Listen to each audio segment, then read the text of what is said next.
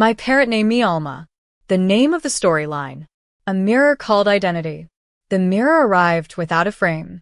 It stood upright against the far wall of the small apartment in New York City, tall and narrow, its edges raw as though it had been cut from a larger truth. There was no brand name etched into its surface, no ornate carving to announce its importance. It was simply there, leaning, silent, patient. Aaron found it one Thursday evening after returning from work. He was certain it had not been there before. His apartment was too small for him not to notice new objects. It consisted of a kitchenette, a narrow hallway, a living area that pretended to be spacious, and a bedroom where the window overlooked a brick wall. Yet the mirror stood there as if it had always belonged. He did not panic. Modern life had conditioned him to accept the inexplicable as long as it was not inconvenient. A new mirror could be an error by the landlord, a mistaken delivery, a prank by a friend. He shrugged, dropped his bag, and went to wash his hands. But the mirror waited. That night, Aaron stood before it. His reflection stared back. A man in his early 30s, hair slightly disheveled, shirt creased from the long subway ride. The fluorescent light above cast a pale hue across his face. There was nothing unusual. No distortion, no ripple, no cinematic shimmer like in fantasy films such as The Matrix. He smirked at his own imagination. "You're tired," he told himself. Yet something lingered in his gaze. A flicker not of light, but of awareness. As if the reflection had arrived a second before he did, and was waiting for him to catch up. He raised his hand. The reflection did the same. Perfect symmetry. But then, half a second too late, the reflection lowered its hand. Aaron froze. He did not move. The reflection remained still now, mirroring him exactly. Perhaps it had been a trick of perception. Neuroscience often explains such phenomena. The brain predicted movement before it happened, sometimes producing tiny mismatches. He remembered reading about predictive processing, how the brain constructed reality from expectations. Reality was a negotiation between sensory input and prior belief. The mirror reflected that negotiation back at him. Aaron worked as a data analyst for a marketing firm in Manhattan. He spent his days reducing human complexity to patterns, clicks, purchases, dwell times. To him, identity was an algorithm. Consumers were clusters of preferences. People were variables. Yet at night, he sometimes felt hollow. In college, he had read works by philosophers like Jean-Paul Sartre, who argued that existence preceded essence. That humans were not born with a defined nature, they became what they chose through action. Identity was not discovered, it was created. But Aaron had chosen practicality over philosophy. He had chosen a stable job, a safe apartment, and a life optimized for predictability. Standing before the mirror, he wondered, if existence preceded essence, what essence had he built? He leaned closer. His reflection leaned too. But in its eyes, there was depth he did not recognize. Not accusation. Not approval. Just observation. "Who are you?" he whispered. The reflection's lips moved with his. Yet the question seemed addressed to him. The next morning, the mirror remained. Aaron tried to ignore it. He brushed his teeth without looking at it, dressed without acknowledging it, and left for work early. On the subway, surrounded by hundreds of strangers, he felt a strange comfort. Public anonymity blurred individuality. In crowded spaces, identity dissolved into collective motion. At work, he stared at spreadsheets. Numbers were obedient. They aligned when told to align. They revealed patterns when prompted.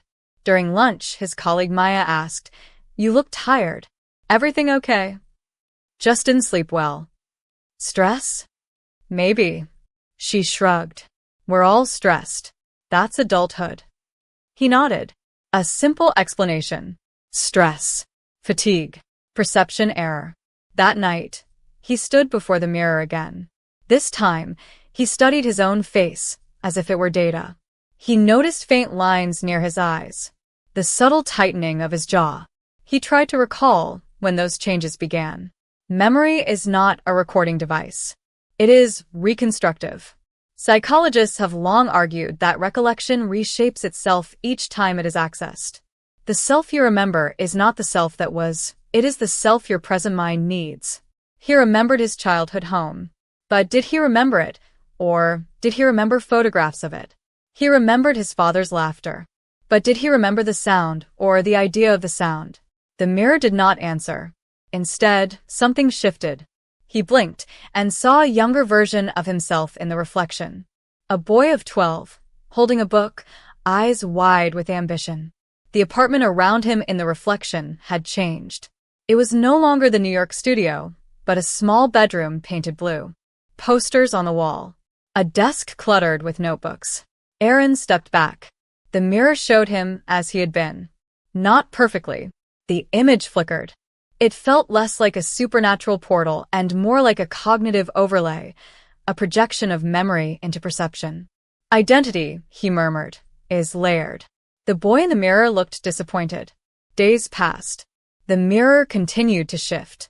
Sometimes it showed him as a son, standing at his mother's hospital bedside years ago. Sometimes as a student debating existentialism in a campus cafe. Once, shockingly, it showed him older, gray at the temples, eyes weary, sitting alone in a larger but emptier apartment. Each reflection corresponded to a role. Son, student. Professional. Future elder. Aaron realized that identity was not singular. It was modular. Context-dependent. Sociologists often describe the self as a performance, a concept popularized by thinkers like Erving Goffman. According to this view, individuals present different front stages depending on the audience. The mirror seemed to peel away those stages. One evening, after a difficult day at work, when his boss dismissed his proposal without consideration, Aaron stood before the mirror in frustration. "I'm more than this," he said aloud. The reflection did not mimic him immediately. Instead, it crossed its arms. Aaron's breath caught. The reflection tilted its head, as if evaluating him. "You're efficient," it seemed to say without words. "But are you alive?" He stepped closer. The reflection did not move. For the first time, they were not synchronized.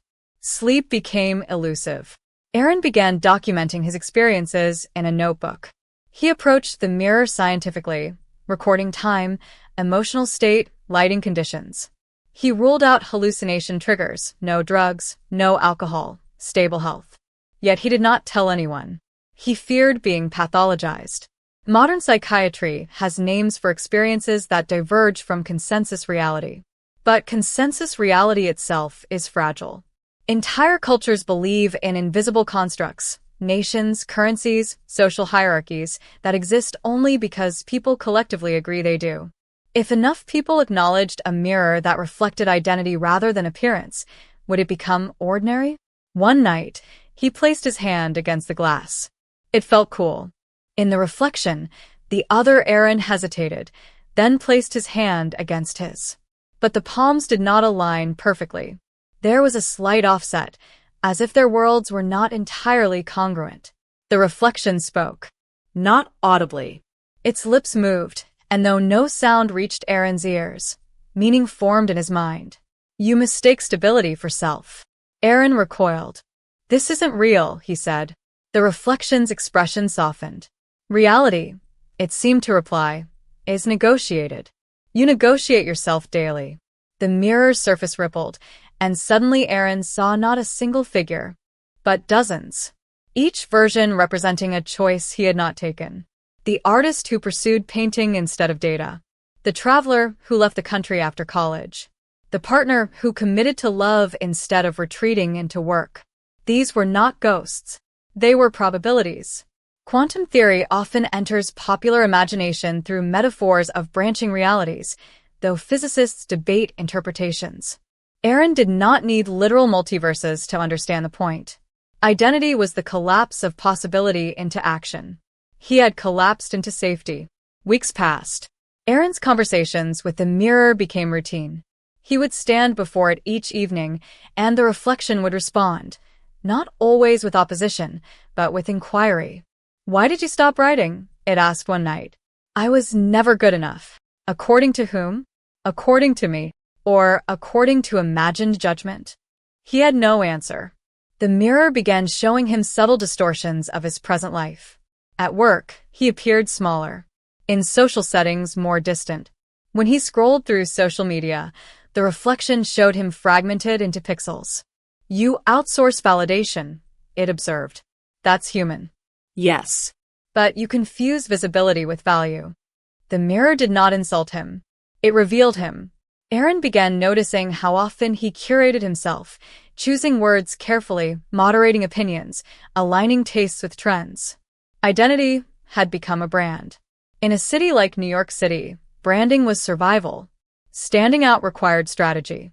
Fitting in required performance. But who was he when no one watched? The mirror answered by showing him asleep, face unguarded, expression neutral.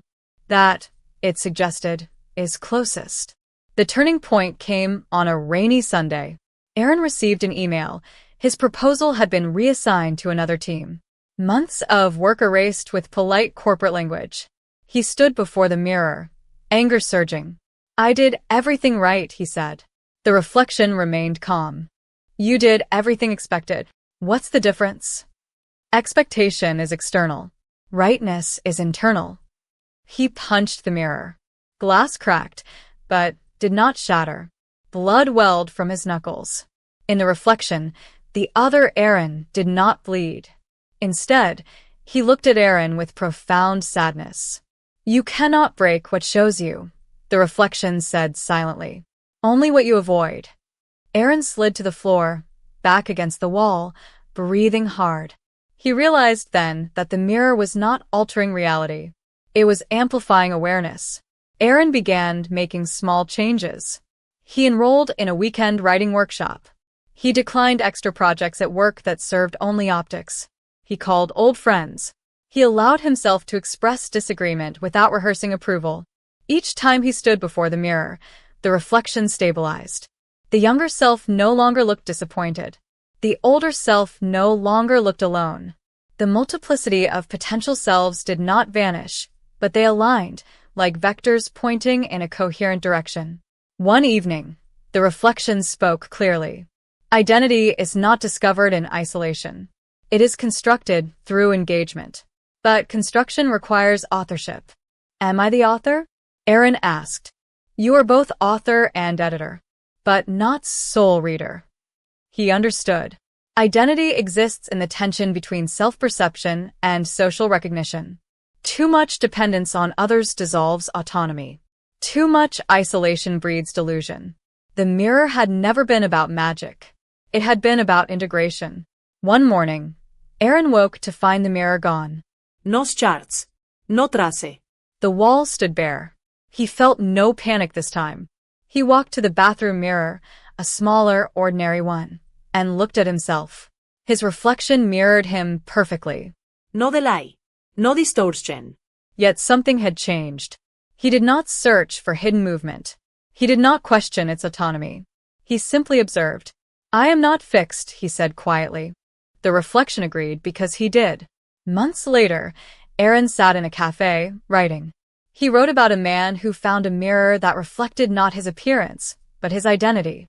He wrote about fractured selves and negotiated realities. He wrote about how modern life encourages fragmentation, how algorithms shape perception, how social media curates existence, how economic systems incentivize performance over authenticity. But he did not portray the mirror as supernatural. He described it as an encounter with self-awareness. Reality, he concluded, is layered. Biological reality, neurons firing, senses transmitting. Psychological reality, interpretation shaping perception. Social reality, shared agreements forming structures. Narrative reality, the story one tells about oneself. Identity lives at the intersection. A mirror can show skin and bone, but awareness reflects patterns of choice. As he wrote, Aaron realized the mirror had never arrived physically. Or perhaps it had, and left once its work was done. Either way, its function remained. Whenever he hesitated between expectation and authenticity, he imagined standing before it. And in that imagined reflection, he saw not a stranger, not a fractured possibility, but a dynamic, evolving self. Not perfect, Not complete, but conscious. Epilogue. The ongoing reflection. Years later, Aaron would move to another city. He would change careers, experience love, endure loss. Each transformation would challenge his sense of self. Yet he carried with him a fundamental insight. Identity is not a static object to be discovered like a lost key. It is a process, emergent, relational, and recursive. Like light bouncing between parallel surfaces, self-awareness reflects infinitely inward. But unlike trapped light, humans can choose when to step away. Sometimes, growth requires looking directly at oneself. Other times, it requires turning toward the world. Aaron no longer searched for mysterious objects in his apartment. He searched for coherence in his actions.